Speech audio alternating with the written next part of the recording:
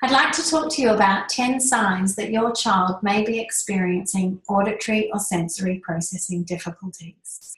The one that's at the top of the most parents' lists, and probably the most frustrating one, is poor attention or short attention, difficulty staying focused. And I'd like you to think about it as, if I'm not getting accurate, meaningful registration of information, then how do I learn? How do I take that information in from my environment? If I'm not understanding what's happening, then I'm not going to be engaged in it. No more than you and I would be if we went to a lecture tonight. We're at the back of the room, we were having trouble hearing what the speaker was saying. We'd try for a little while, but then we'd become tired and we'd probably start checking our phone or thinking about what we're going to have for dinner. Your child's no different, except that they start to fidget and wriggle and maybe annoy the child that's next to them. Another one is that they're easily distractible, especially by noise. So if their brain has trouble filtering out what's important and what's not important, then they're going to feel confused about what they should pay attention to. And quite often they'll even feel overwhelmed. And we often see kids that will behave well and hold it all together at school during the day and then get in the car and have a complete meltdown. Some children find sounds uncomfortable or even painful, and you'll see them putting their hands over their ears. They don't enjoy it when the vacuum cleaner is being used, or they don't like balloons, they're scared of balloons.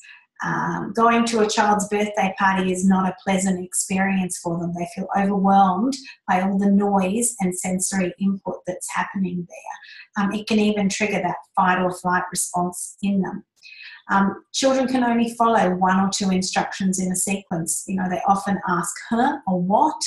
Again, it comes back to that accurate, meaningful registration of information. If I don't get that information in that very first instance, then how can I recall any of it? They'll experience difficulties with reading and spelling. We have a process called temporal order processing. If my brain isn't processing information fast enough, then it's very difficult for me to hear the just noticeable differences in words. And the example I often use is the word ticked. And so the it sound in the word ticked happens at about 40 to 60 milliseconds. So if your child's processing is more 240 or 340 milliseconds, then they're going to hear ticked, and they don't actually know what those sounds in the middle are, which makes it very hard for them to spell if they're learning to spell phonologically. And when it comes to reading, there's all these letters on the page, but I'm not hearing all of those sounds.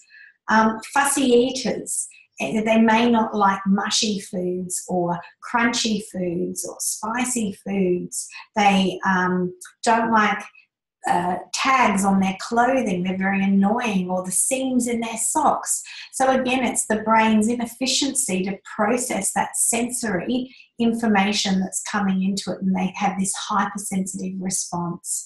And then the last one, and probably the most heartbreaking one for us as parents, is poor social skills. When you think about the complex skills that are required to interact socially with others, these children just find it too hard. And it's easier for me to play alone than it is to try and deal with all of this information coming in.